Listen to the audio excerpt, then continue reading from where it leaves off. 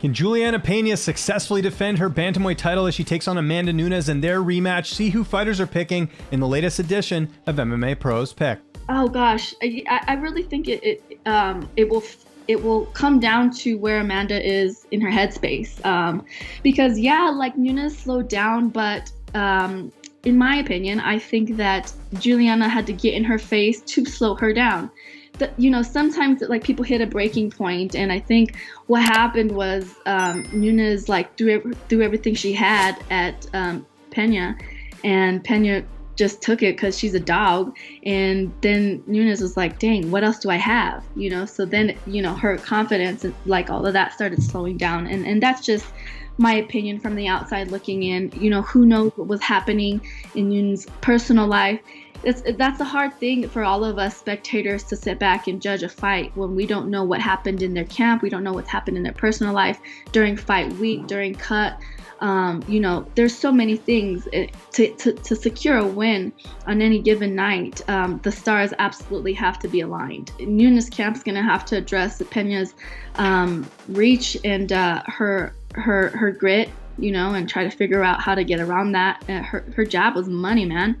The punches were money, and they just, they might not have looked powerful, but get touched enough, and they add up, and there's nothing you can do about it.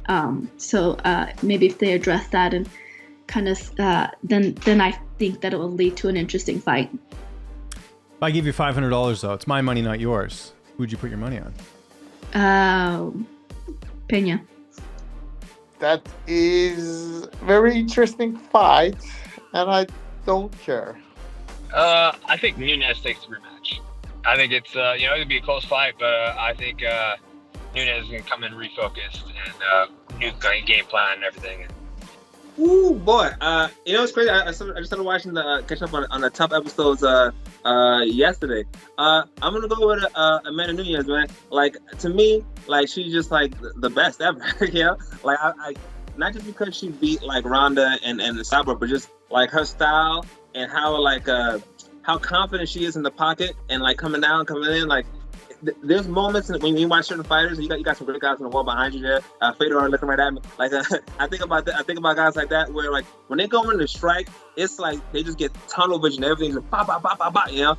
Like, I see that happening with Amanda Nunes. So I'm going for her.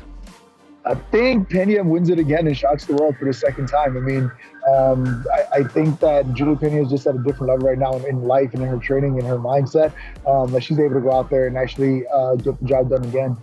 I want to see Julia win again because I think the division needs to be shooken up a little bit.